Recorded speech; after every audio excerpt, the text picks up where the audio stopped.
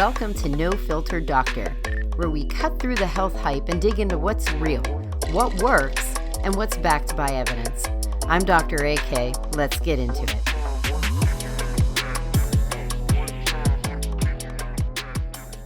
Hey everyone, welcome back.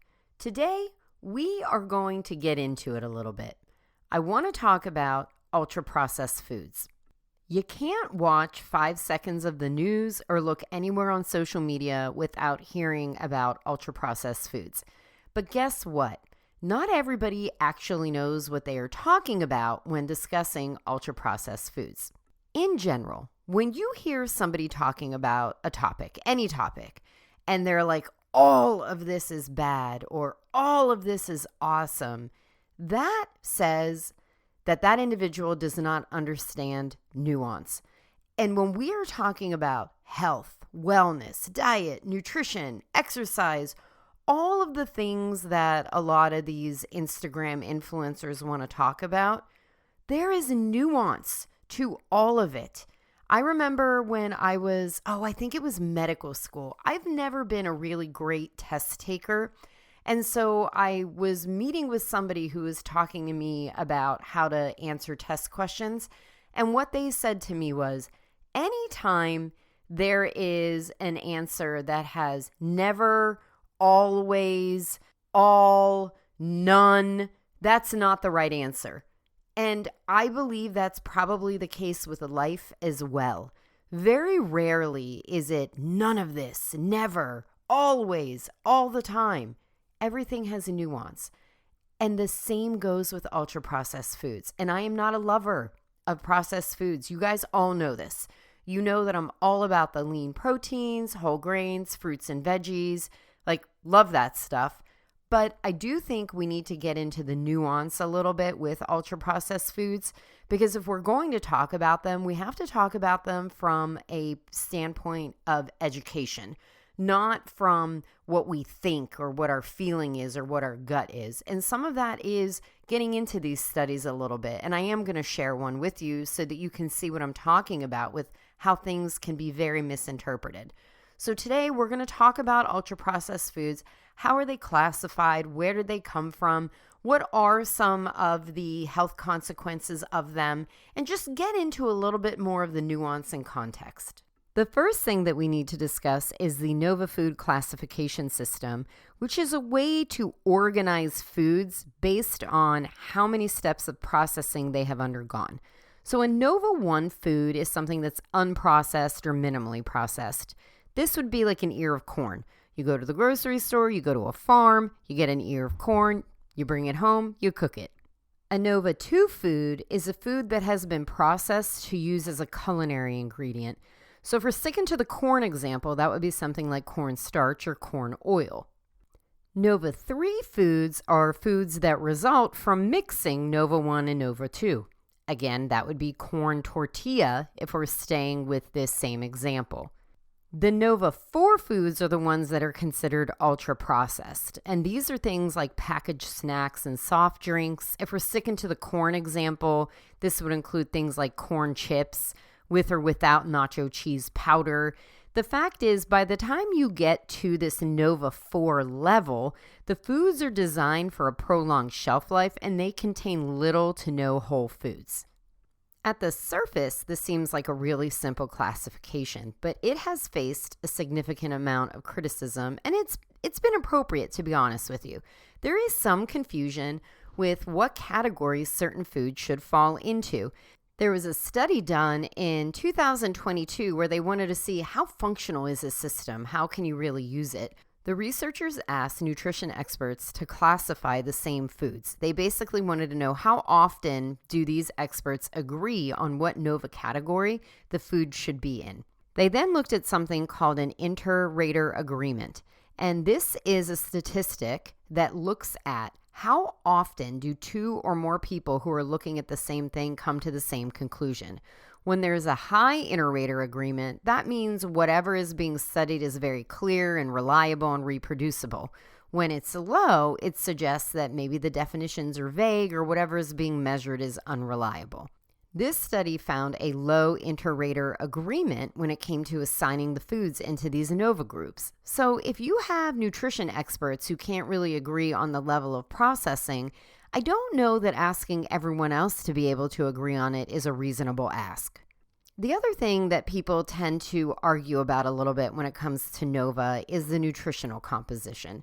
NOVA doesn't look at that. I mean, I guess it does in a way because it says that the NOVA 4 has no whole foods in it. But if you look at the other three categories, there is a lot of back and forth. Things like low-fat dairy items. They have clearly been processed, but they have vitamin D, they have protein, they have some healthy fats along with the saturated fat, but that seems like a pretty nutritious item. There is also a question of protein powders, some of these fortified foods that are out there. So there's just a lot of debate. And I will tell you one other thing that I find obnoxious about the NOVA food classifications is that everywhere you look, they have it in all caps, NOVA. When I see that, I think of an acronym. And there is no acronym that goes with NOVA, so I find this classification system annoying based on its incorrect use of nomenclature. So if you see it spelled out and you're wondering, oh, I wonder what NOVA stands for, it stands for nothing. It's just a NOVA. That's all. Some of you may be asking, if there are no whole foods in these NOVA 4 foods, why do we even make them? And the answer is quite simple. Because we need to feed the masses. The world population has reached over 8 billion people. There is just no way to feed all of those people based off of regular farming and agriculture. So that's why we have a lot of these foods. But I think it's important to get into the history of it a little bit more. The Industrial Revolution of the 18th and 19th centuries marked the beginning of large-scale food production. And the issue was malnutrition was very common during this period of time. Canning, milling, pasteurization, they were all developed to make these foods last longer and to address nutritional deficiencies. That's where a lot of the fortification came from. Historically, a lot of stuff went on between 1900 and the 1950s. I mean, world wars and the Great Depression is clearly no joke. Well, that led to a huge food shortage. That increased the demand to have these shelf-stable foods so that people would not die of starvation and malnutrition. To this day, processed foods allow people to receive the calories that are needed for survival. Now, obviously, in resource-rich countries, you can make an argument that that's not the case with the majority. And I would say you're probably right. It's not the case with the majority, but people who aren't in the majority are still people, and they still need food and they still need to survive. So that's where the whole ultra-processed foods and why ultra-processed foods came from. It's that reason. It's to feed people. But here's the catch. After World War II, there was an economic boom in the Western countries, and it led to this cultural shift of convenience. People wanted things quickly, they wanted them fast, and this pushed further processing of foods into things like TV dinners and ready-to-eat meals. In the last 3 decades of the 20th century, food companies began to dominate the global markets and then promoted these really highly processed foods worldwide. This enabled the rapid spread of these foods to developing countries where entire traditional whole food diets were replaced with these calorie-dense, nutrient-poor alternatives. Today, it's estimated that the ultra-processed food industry is about a $5 trillion industry, and the projections are that it's going to reach $8.5 trillion by 2032. And I briefly mentioned this before, and I don't know if you caught it. The issue with these ultra-processed foods is not necessarily, drying, chilling, freezing, pasteurizing. That's not necessarily what's wrong. Those are cooking processing methods that have been around for centuries. The problem is the way these ultra-processed foods are engineered now. They are made to be highly palatable and highly profitable. This translates to foods that are generally high in fat, sugar, and sodium, and then low in fiber, protein, and micronutrients. This is the nutrition profile that is why they are associated with many chronic illnesses. It's the nutrition profile. It's not necessarily the processing. And the other part about these ultra-processed foods that's really upsetting is that they are about 55% of the caloric intake of the standard American diet. There's a survey study done every 2 years called the NHANES study. NHANES stands for National Health and Nutrition Examination Survey. So it is a survey study. But the point of the study, it's done through the CDC, and it assesses the health and nutritional status of adults and children in the U.S. And over the years, those ultra-processed foods have been climbing up higher and higher in terms of where people are getting their calories from. This ultra-processed food creep is concerning because of the health effects that are associated with them. There was a randomized controlled trial that was published in Cell Metabolism that evaluated the effects of consuming only ultra-processed foods versus unprocessed foods over 2 weeks. And individuals were randomized to one of these two groups, so either the ultra-processed diet or the unprocessed diet.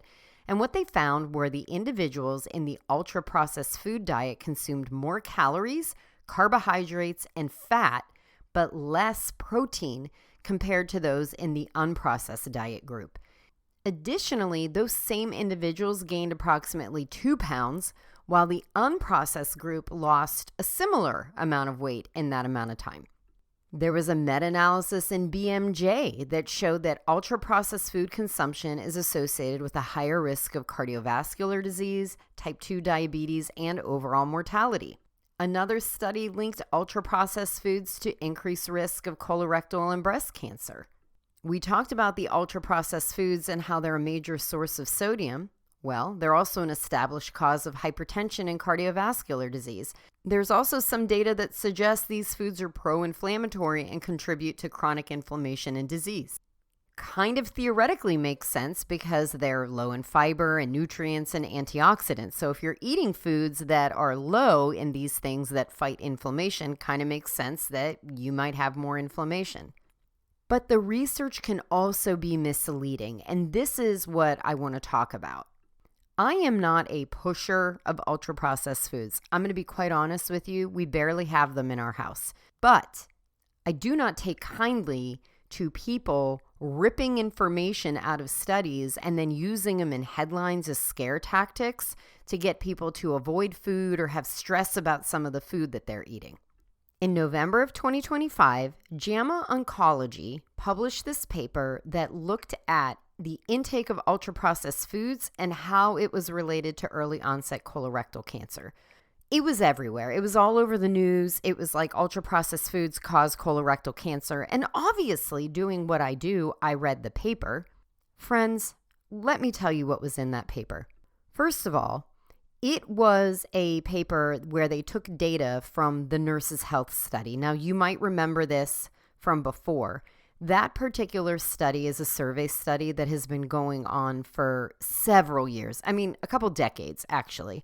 And it's a survey study that gets sent to these participants, and it's like, what are you eating? What are you doing? What do you weigh? What's going on? And it's the same people who take it over and over again. They looked at that study and they were like, okay, let's see what people are eating, and now let's look at their colonoscopies and figure out, is there an increased risk of colorectal cancer? It's important to know that no one in the study was actually diagnosed with early onset colorectal cancer. Some people did have some concerning polyps on colonoscopy, however, so we do need to talk about that. So they did a colonoscopy and they found polyps, and there are different kinds of polyps that you can develop over time, and some of them have some features that we know they will likely turn into cancer. So they did the colonoscopy and they found some of these more concerning features, and then they did a bunch of math, which is appropriate. I'm not knocking the math. And found that the people who had higher servings of ultra-processed foods were the ones who had more of these concerning polyps. But it's not that simple when you look a little bit more detailed. There is a chart in the study, specifically it's Table 1. And Table 1 goes through the characteristics of all of the women who participated in this study. So it was anybody who had any kind of endoscopy before 50 years of age who participates in this study. And what they did was they calculated people in terms of how much ultra processed foods they eat, and they based risk on what cohort they fell into. Are they in the first quintile or the fifth quintile? And the fifth quintile are the people who had a higher amount of calories from ultra processed foods. However, those individuals also had a higher smoking history. That is significant. They had lower levels of physical activity. They had a higher incidence of diabetes. They had lower intake of fiber. So there are these other things that were going on with that population. And we're like, oh, it's from the ultra processed foods. I mean, maybe it's from the ultra processed foods, but what about all these other factors? I mean, something else was they had lower amounts of vitamin D intake. And we happen to know that vitamin D helps with colorectal cancer risk. So which one was it? You can do the stats. You can do these. It's something called a regression analysis, where you go in and you have an equation and you pop each one of these in to see would it have made a difference. And based on their math, they're saying probably not. But how do you know for sure? You don't. The other thing is some of the report just raised a lot of questions for me. So an example of this is they had this one chart looking at odds ratios, which is basically if you eat something, what are the odds that you're going to get something else? So in this case, if you eat the ultra processed foods, what are the odds that you're going to get this colorectal cancer? Sugar sweetened beverages had a lower odds ratio than yogurt, cream cheese, and dairy-based desserts. So you're telling me you can drink some Coca-Cola and that's going to be better for you when it comes to colorectal cancer than eating yogurt. That is weird to me. Also, some people argue about whether yogurt can even be counted as ultra-processed, FYI. There are other things on the chart that also didn't make sense to me. If you're curious and you want to look at it, it's figure 2 in the study, which I just realized I totally forgot to give you the name of the study. It's ultra-processed food consumption and risk of early onset colorectal cancer precursors among women. It was published in JAMA Oncology in November of 2025. Probably should have given that to you in the beginning. Oopsie, but that's okay. Now you know. Okay, back to my critique of the study now. Some of this data just doesn't make sense, and I think the reason why is because the study did not examine fat or fiber content in any detail. I'm telling you, I looked through this whole thing. Salad dressing was just blanket salad dressing. Balsamic vinaigrette that you have with olive oil is not the same beast as some giant fatty ranch. Their compositions are different, their fat content is different. How are you going to lump them in the same category to see what their risk of illness is? So if anything, I think you look at this study and you say, hey, ultra-processed foods may have a higher association with some polyps that are concerning for colorectal cancer. So make sure you get your cancer screening done early. Also, you may want to cut back on some of these ultra-processed foods because you can develop these polyps. Unfortunately, we can't tell you exactly which ultra-processed foods to cut out, and we're not really sure what the nutritional content of the foods are that cause the polyps. The other thing is you probably need to move more and eat more fiber, but if you do all of these things, then your risk of colorectal cancer may be decreased. That's what I concluded from the study, and I think it's a reasonable conclusion. Like, hey, we looked at this. We're not entirely sure of what is causing what, but we did find this correlation. But we also know these other things. So let's add them all together. And we think these are the things that you should modify in order to have a healthier life and have a lower risk of colorectal cancer. But that is not what was all over the news. All over the news, it was ultra-processed foods cause colorectal cancer. And then it was all over social media after that. And I do understand that there is a little bit of contradiction in all of this, right? So I just rattled off these studies that talked about all the bad things that ultra-processed foods do. And then I read this one study and I picked it apart. But the reason I'm doing that is I'm not trying to make an argument that ultra-processed foods are healthy.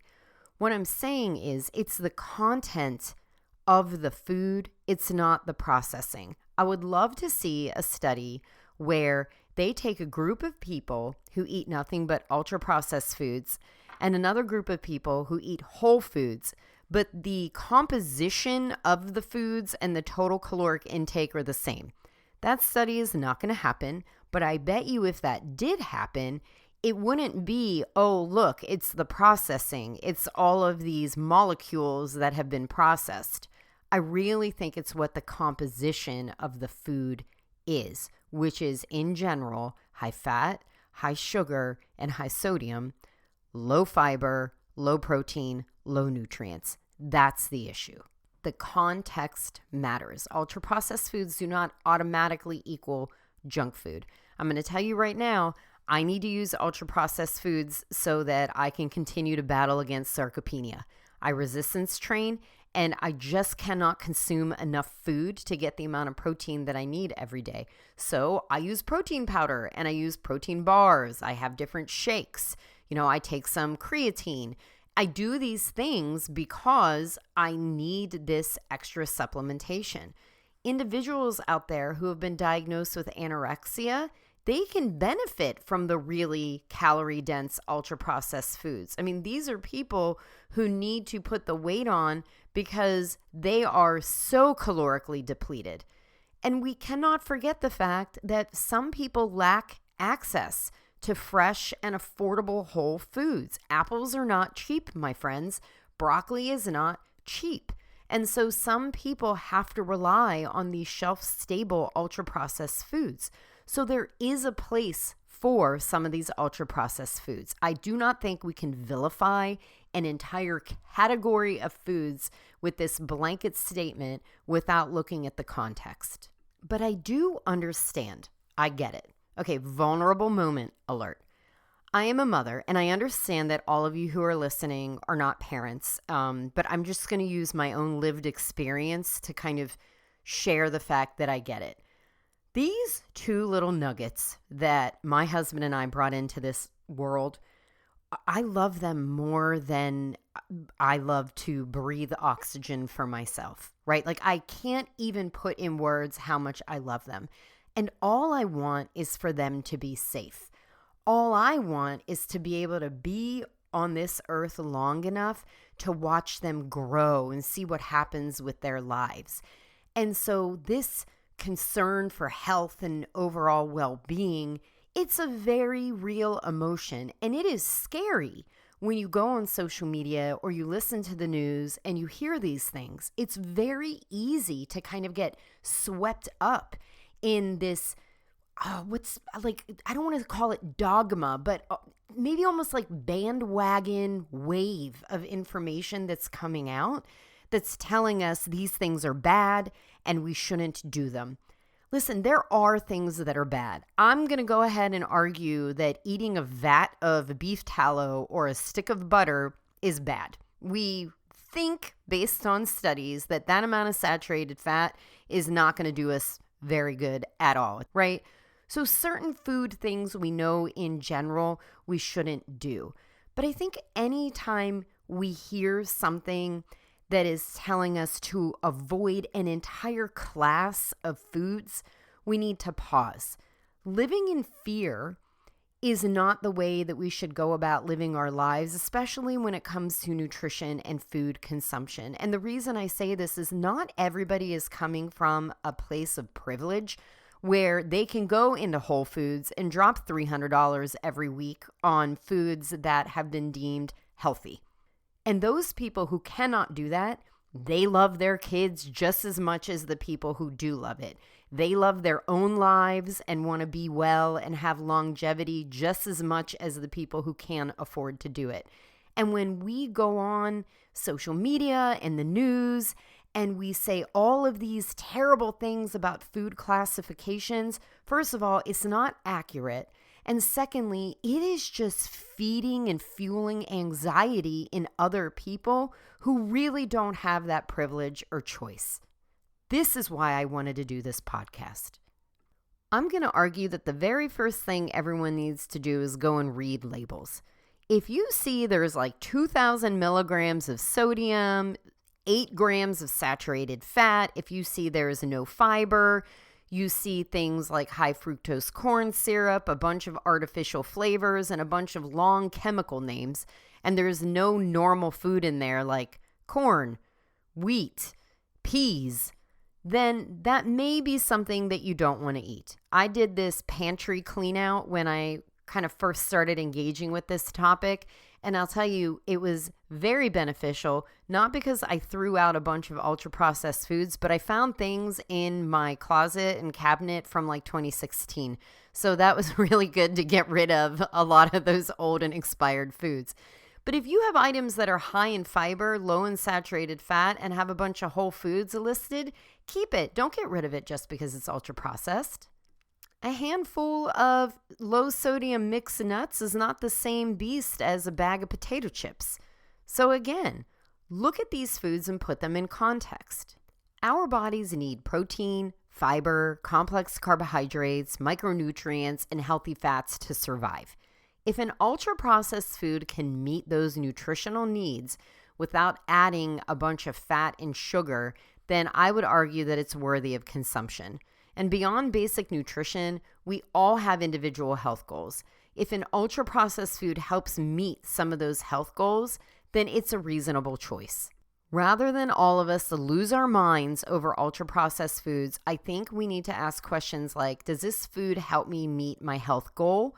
Will it leave me satisfied, or am I going to be hungry in an hour if I eat it? Does this food harm my health goal? I've been very honest about my personal LPA cholesterol journey and how I've had to really look at saturated fat content.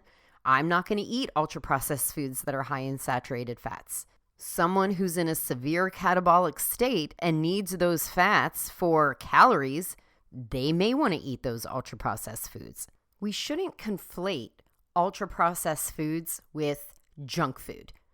My protein powder is not the same thing as a bag of Oreos or a bag of Doritos. And while I understand those Oreos and Doritos are delicious, you have to understand that they were made that way on purpose. They were made to be very palatable. From an evolutionary standpoint, our bodies love fats. We love to eat them. You have to go back to those hunter-gatherer days. Fats were essential because they were used to store energy that we were going to need in times of famine. So these ultra-processed foods, in order to be made delicious, have a lot of these fats in them. But there are ultra-processed foods that do not have that composition. And those are the ones that I think we should feel comfortable eating.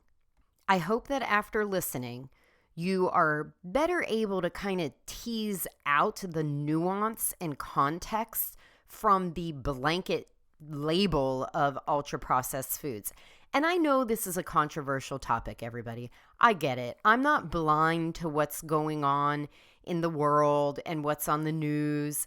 I do. And I don't get political on this podcast because I don't think I have the right to condemn or be condescending towards other people with their beliefs. My goal is education. I want to educate everyone so that they can make good choices for themselves and not be caught up in the momentum of some of this misinformation. And so the reason I say this is I would really love to hear your input. I don't normally say, hey, drop a comment. And I mean, I have my outro that I put on where it's like, follow me, blah, blah, blah. But we're still podcasting right here. And the truth is, I really want to know what you think about this. What are your fears? What are your thoughts? Do you think I missed something? Because I really want to engage in dialogue with people to help them better understand. And I'm willing to do that. So please let me know what your thoughts are. And again, I really hope that the next visit to the grocery store or the next time you look in your pantry, you can take some of the information that we have here and apply that a little bit better to all of the ultra-processed foods. Thank you so much for joining me on this week's No Filter Doctor. If you enjoyed the content, you can follow me on social media. I'm on Instagram, Facebook, and YouTube. You can also go to www.thewholehumanhealthandwellbeing.com and sign up for the weekly newsletter, where you will get a link to the blog, that week's podcast, and a health tip of the week sent directly to you. It's important to know that while I am a doctor, I'm not your doctor. This podcast is for educational and informational purposes only, and it's not intended as medical advice. Listening to this podcast does not establish a doctor-patient relationship. The information discussed should not be used to diagnose, treat, or prevent any medical condition, nor should it replace individualized medical care. If you have questions or concerns about your health, please contact your own healthcare provider. Any decisions to delay or forego a medical evaluation or treatment based on the information discussed in this podcast are made so at your own risk. My only financial disclosure is my medical practice, The Whole Human Health and Wellbeing.